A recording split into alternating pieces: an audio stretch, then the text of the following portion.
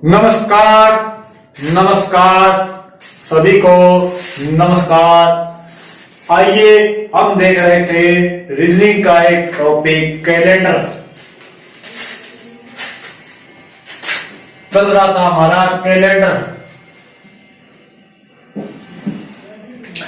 Calendar अभी start ही किया था और उसको आज थोड़ी कल बेसिक जानकारी देखी थी, आधार देखा था।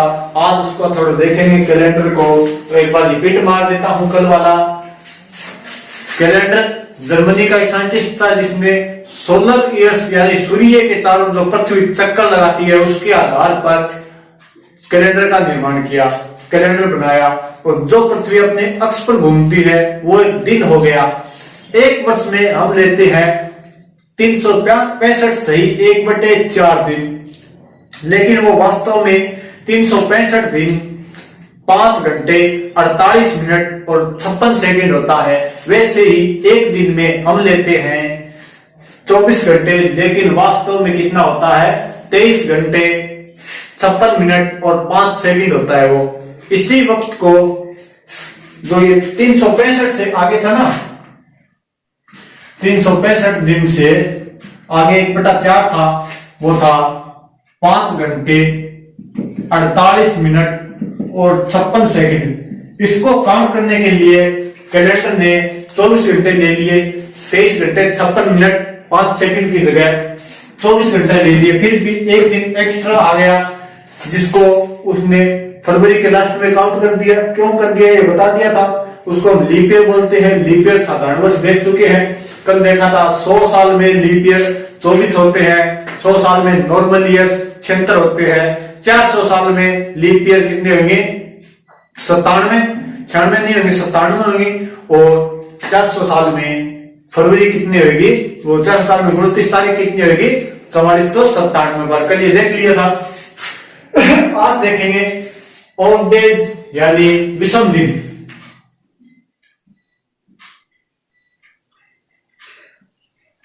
ऑड डेज यानी विषम दिन।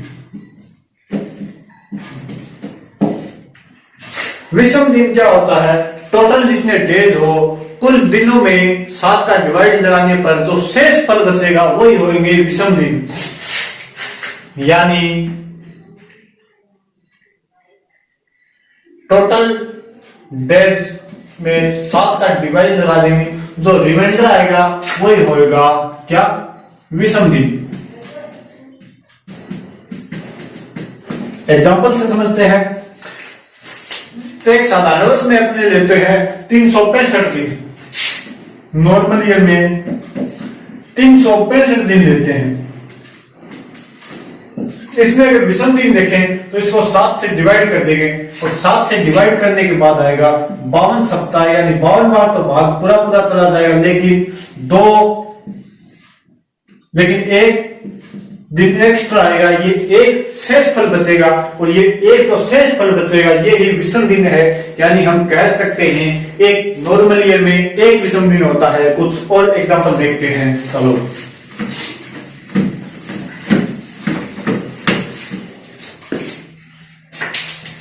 जैसे हमें जनवरी के अंदर अगर विषम दिन देखने हैं, जनवरी के अंदर तो जनवरी में 31 दिन होते हैं।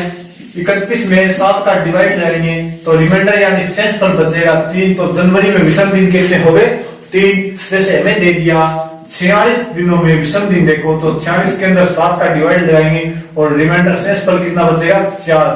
यानी कि 6 तक भाग पूरा चला जाएगा। 6 7 42 बच जाएगा 4 शेष फल। तो ये 4 क्या हो जाएगा विषम दिन हो जाएगा। यानी जितने भी दिन दिए गए हैं उनके अंदर 7 का डिवाइड लगाने के बाद जो भी आएगा शेष फल आएगा, जो शेष फल आएगा भागफल नहीं शेष फल आएगा वो क्या हो जाएंगे विषम दिन हो जाएंगे। अब देखो जैसे दे दिया 45 में विषम दिन तो रिमाइंडर कितना बचेगा 3। 46 में विषम दिन शेष फल बच जाएगा 4। 47 में विषम दिन बोलते तो शेष फल कितना बचेगा 5। 48 में विषम दिन शेष फल बचेगा यहाँ पे 6। और 49 में अगर विषम दिन बोल दिया तो शेष फल कितना बचेगा 49 में 7 का भाग पूरा पूरा जाएगा 0। यहाँ पे देखो अगर अब बोल दे 50 में तो विषम दिन बचेगा यानी रिमाइंडर बचेगा 1। अब देखो यहां से एक तो ये देखो आगे बहुत काम आएगा, ये देखना, ये देखो और एक ये देखो, यानी कि सर्वाधिक विषम दिन 6 हो सकते हैं, न्यूनतम विषम दिन 0 हो सकते हैं, मैक्सिमम विषम दिन 6, मिनिमम कितने होंगे 0। यानी कि मैक्सिमम विषम दिनों की संख्या कितनी हो सकती है,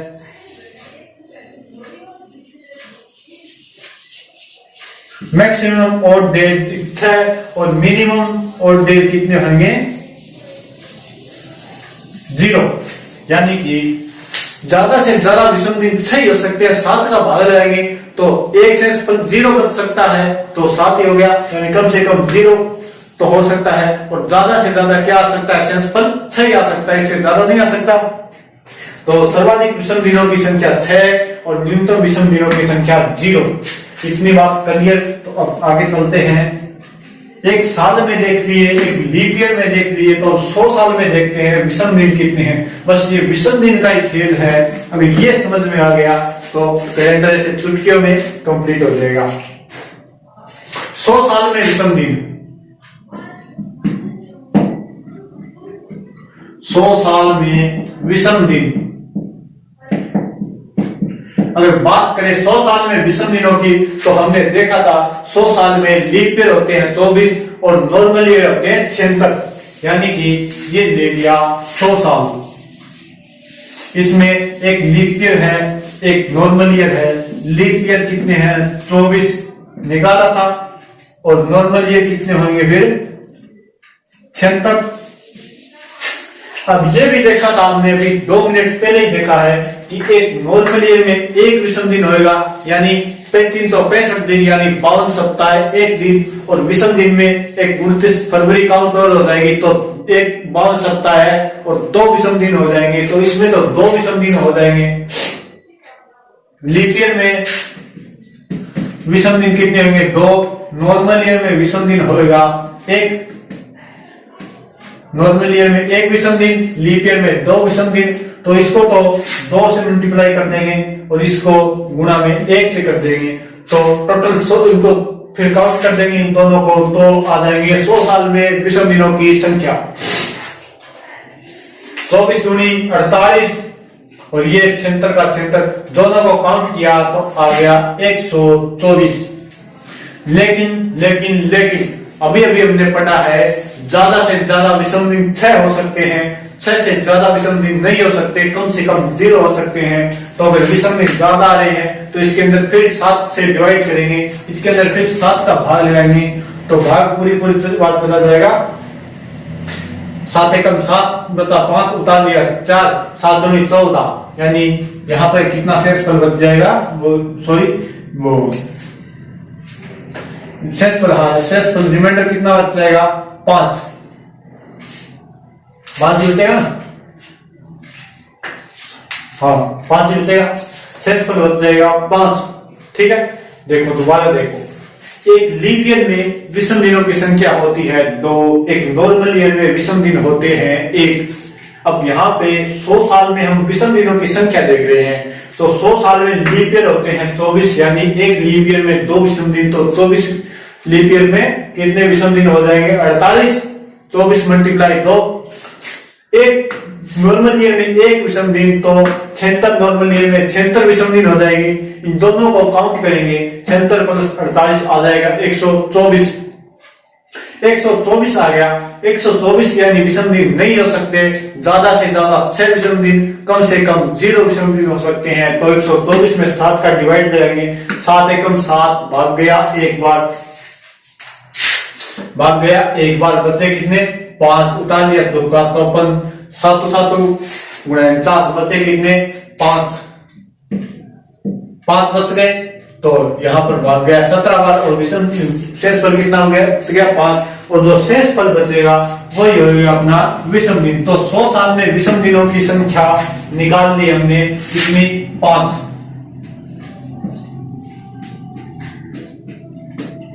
5 विषम दिन 100 साल में 5 विषम दिन निकालिए तो 200 साल में विषम दिनों की संख्या कितनी हो जाएगी? फिर 10।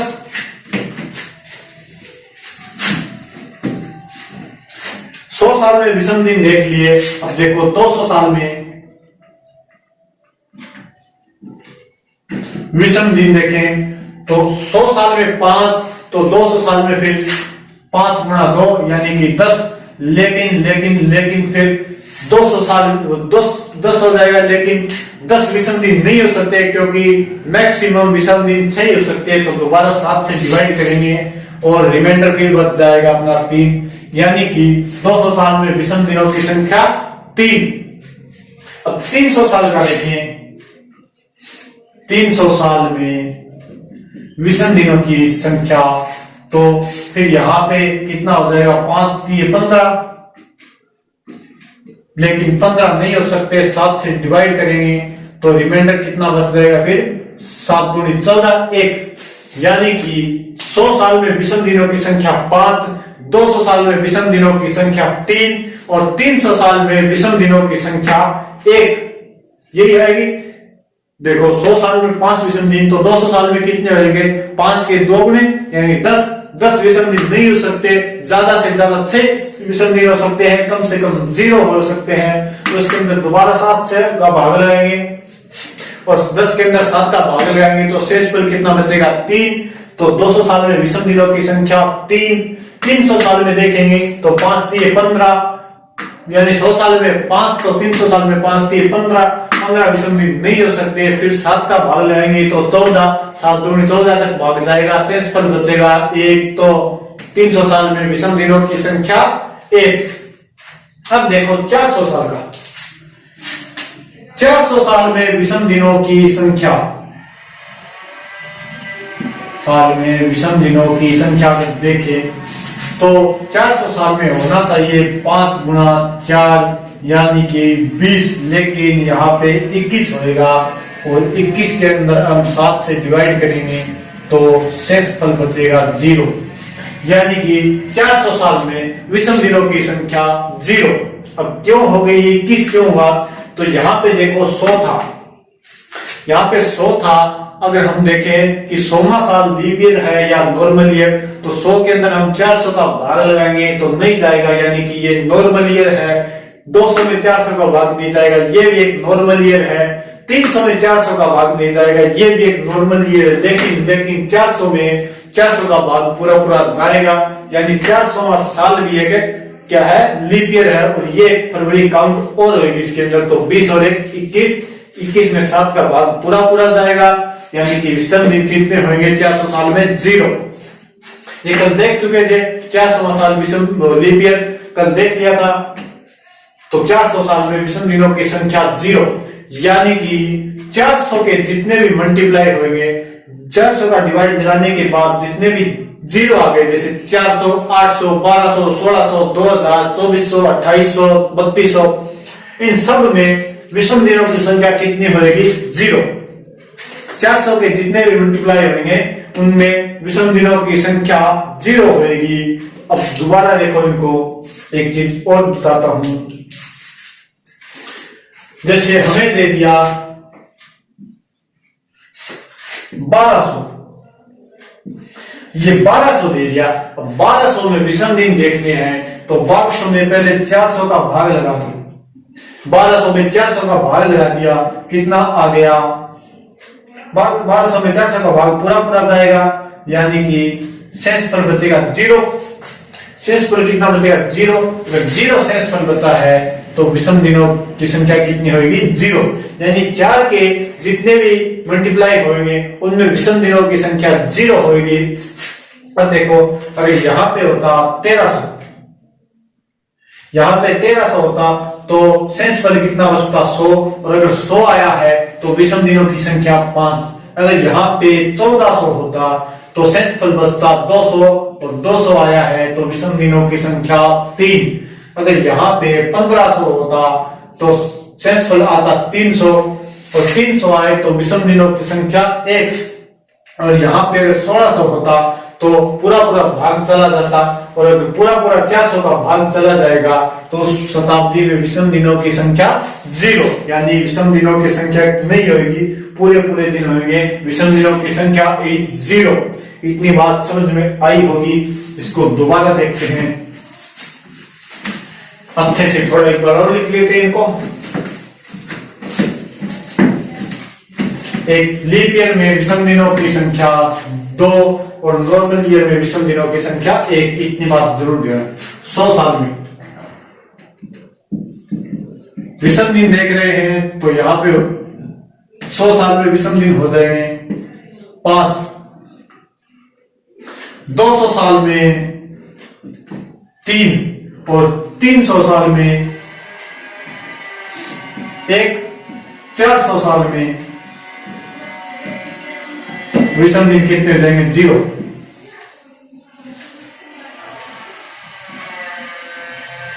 ये इतनी चीज बहुत ही जरूरी चीज है, बहुत ही काम की चीज है, इन्हें एकदम बढ़िया ध्यान कर लियो। अब देखो 100 साल में 5, 200 में 3, 300 में 1, 400 में 0। क्या है ये? 5, 3, 1, 0 है क्या? तो ये देखें तो देखो, अगर विषम दिन दिए हुए हैं, अगर विषम दिन 0 हो, अगर विषम दिन 0 हो, पहले ही हमने देखा था, यानी सप्ताह का पहला दिन क्या होता है? सोमवार। सप्ताह का पहला दिन सोमवार होता है, तो सोमवार से पहला दिन 1 नंबर पे क्या जाएगा? सोमवार। 1 नंबर पे सोमवार, तो 0 हो गया, तो फिर क्या आ गया? रविवार। 0 पे रविवार, 1 पे सोमवार, 2 विषम दिन हो तो हो जाएगा मंगलवार, 3 विषम दिन हो तो हो जाएगा बुधवार, 4 विषम दिन हो तो हो जाएगा गुरुवार, बृहस्पतिवार, वीरवार, 5 विषम दिन हो तो हो जाएगा शुक्रवार, 6 विषम दिन हो तो हो जाएगा शनिवार,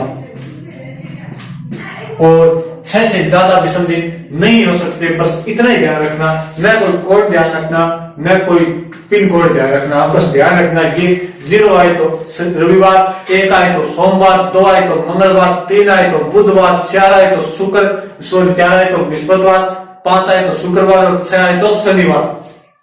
अब देखो यहाँ पे दे रखा है 5, 3, 1 और 0। ये क्या है?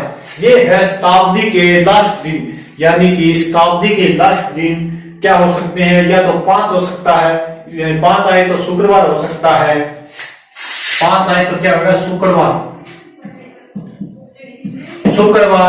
3 आए तो क्या होगा? बुधवार।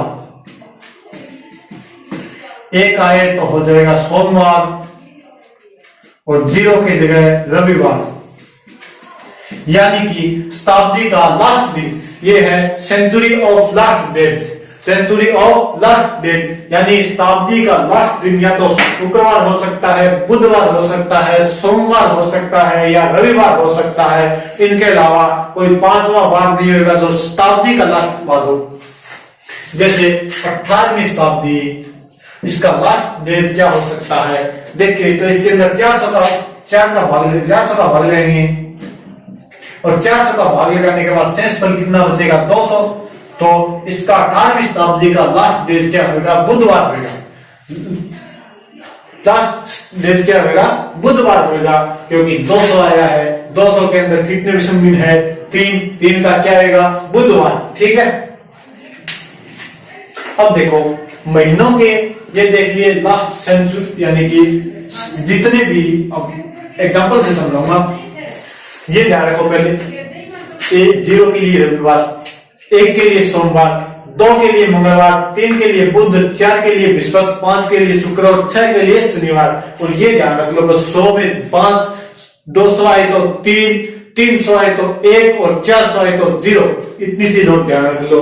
अब देखो हम देखेंगे, एग्जाम्पल से देखेंगे।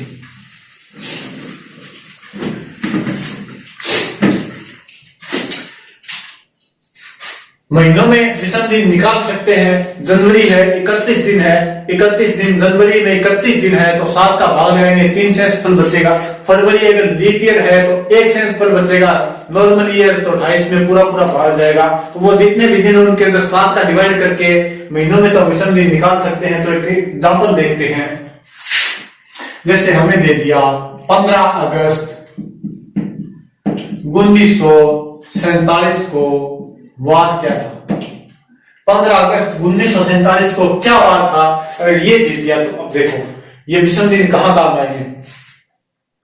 हमें ज्ञात करना है 15 अगस्त 1947 का, यानी कि 15 अगस्त 1947 का मतलब क्या हुआ कि 1947 के बाद 15 अगस्त हो गई। इससे पहले वाला वर्ष कौन सा है जो पूरा हो गया, यानी 1947 वर्ष चल रहा है। इससे पहले वाला वर्ष जो पूरा हो गया है वो है 1946। 1946 वर्ष पूरे हो चुके हैं। तो हम 1946 में विषम दिनों की संख्या देखेंगे पहले। अब देखो ये है 1946, इसके अंदर हम विषम दिन देखेंगे। 1946 का मतलब है 19वीं शताब्दी प्लस 46 वर्ष और हो गए हैं, ठीक है। ये है 1946 का मतलब 19वीं शताब्दी पूरी हो गई, 19वीं शताब्दी पूरी हो गई है और उसके आगे 46 वर्ष और हो गए हैं, यानी 20वीं शताब्दी के 46 वर्ष हो गए। जैसे अपने 2000 चल रहा है लेकिन 21वीं शताब्दी बोल रहे हैं क्योंकि 2000 पूरा हो गया और उसके 20 वर्ष और हो गए, तो 21वीं शताब्दी चल रही है।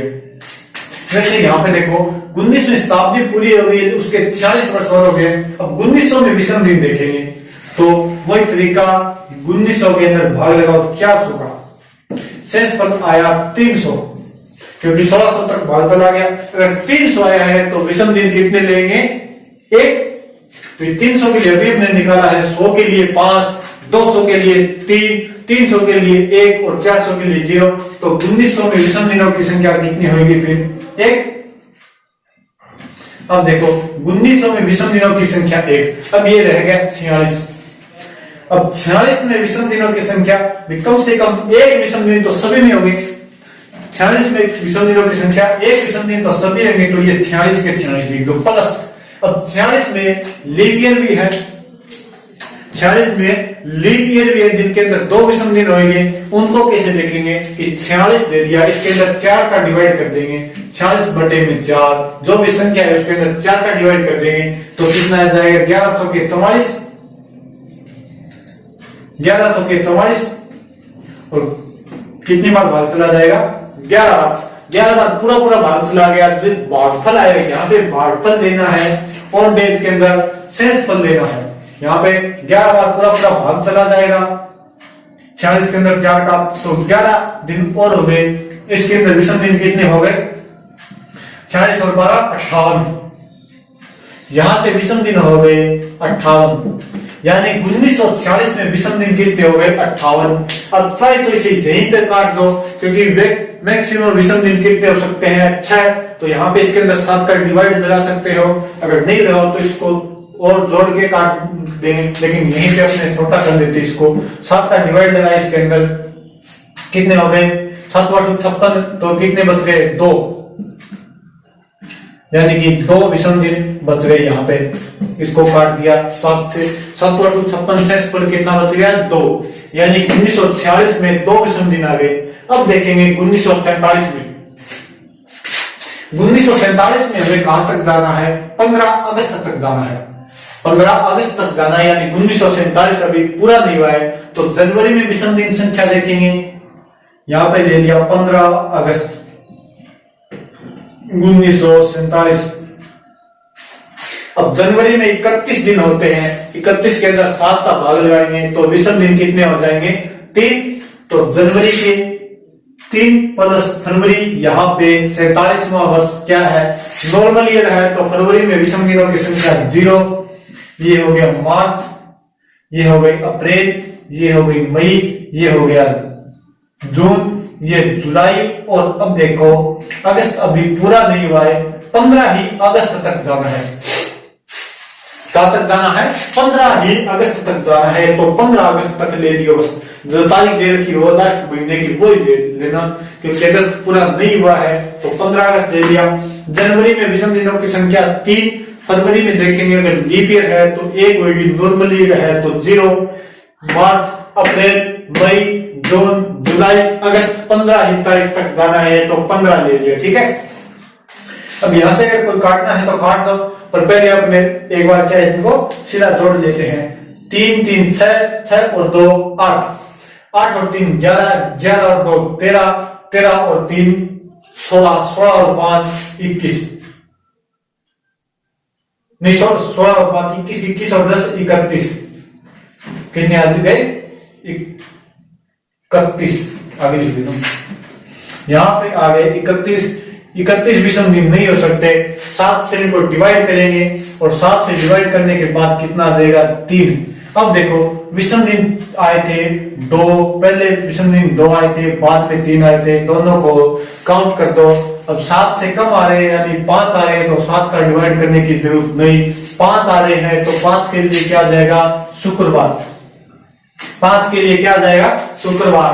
तो 15 अगस्त 1947 के अंदर विषम दिन कितने आए 5 के लिए शुक्रवार, तो 15 अगस्त 1947 को क्या वार हो गया शुक्रवार।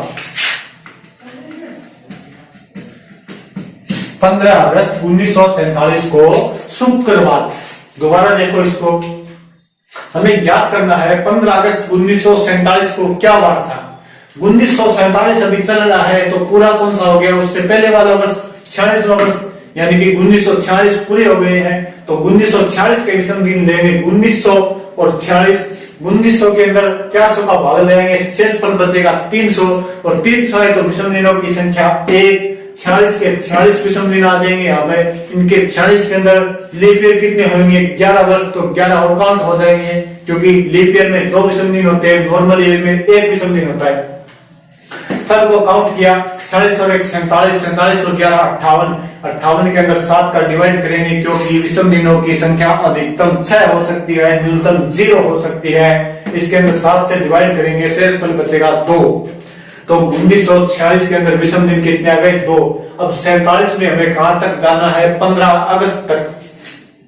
तो जनवरी में विषम दिनों की संख्या जितने भी दिन हो उसके अंदर 7 का डिवाइड लगा दो, विषम दिन आ जाएंगे। जनवरी में 31 है, 31 में 7 का भाग लगाएंगे, कितना आ जाएगा 3 विषम दिनों की संख्या आ जाएगी, शेषफल 3 बचेगा, तो 3 विषम दिन।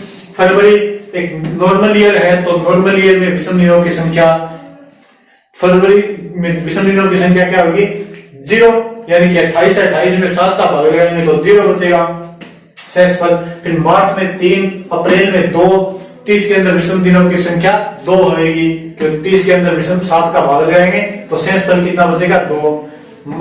मई, जून, जुलाई, अगस्त, अगस्त हमें 15 ही अगस्त तक जाना है, न कि अगस्त पूरा हुआ है, तो यहाँ पे 15 ले लेंगे, इन सबको काउंट करेंगे, आ जाएगा 31। 31 विषम दिन नहीं हो सकते, 7 का भाग लगा दो, कितने विषम दिन आए 3 और 5, 3 और 2 कितने हो गए 5, यानी इनको जोड़ दो। ये 7 से ज्यादा आते हैं जोड़ने के बाद भी, तो इनके दोबारा 7 से भाग लगा दिया जाएगा। अगर नहीं आते तो जितने आए हैं उनके हिसाब से देख लो। इनके लिए 1 के लिए सोम, 0 के लिए मंगल, 3 के लिए बुध, 4 के लिए बृहस्पति, 5 के लिए शुक्र, 6 के लिए शनि, 0 आए तो रविवार। तो यहाँ पे आया है 5 यानी शुक्रवार। तो 15 अगस्त 1947 को क्या बार हो गया शुक्रवार। समझ में आ गया होगा। अगर यहाँ पे आ जाता, मान लो यहाँ पे 3 आया है, यहाँ पे 4 आ जाता या 5 आ जाता, तो जोड़ने पे 7 से ज्यादा हो जाता, तो उनको फिर क्या करते 7 से दोबारा दे देते।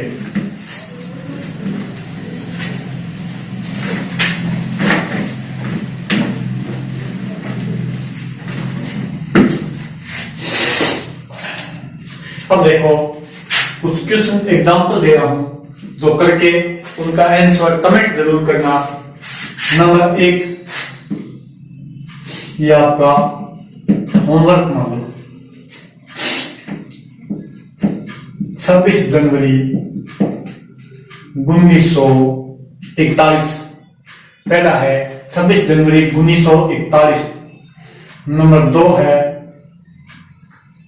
17 मार्च 1581, 17 मार्च 1581 को। नंबर 3 है एग्जाम्पल नंबर 3, 12 मई 1137। और एग्जाम्पल नंबर 4 है 5 नवंबर 2020। सभी इनका निकाल कर बाद कमेंट जरूर करेंगे, पहले का ये, दूसरे का ये, तीसरे का ये और चौथे का ये। नंबर जरूर लगा देना क्या भी कमेंट करो तो, और जरूर जरूर सभी निकालना, क्योंकि अगर साथ साथ में निकाल दोगे, इनके कुछ क्वेश्चन भी निकाल के देखना। अगर नहीं आए कुछ तो कमेंट करना भी, ये समझ में नहीं आए दोबारा समझा दिया जाएगा। साथ साथ में अगर लेके चलोगे तो कैलेंडर बहुत ही इजी है। अगर साथ साथ में नहीं निकाल लेके चलोगे तो फिर कभी नहीं आएगा, चाहे वो कोई भी पढ़ाए, कोई भी समझाए। अगर साथ साथ निकाल लोगे तो बढ़िया बात है, वरना फिर समझ में नहीं आएगा। Okay, thank you, bye. जरूर आशा है सभी इसका कमेंट करेंगे। Thank you, bye.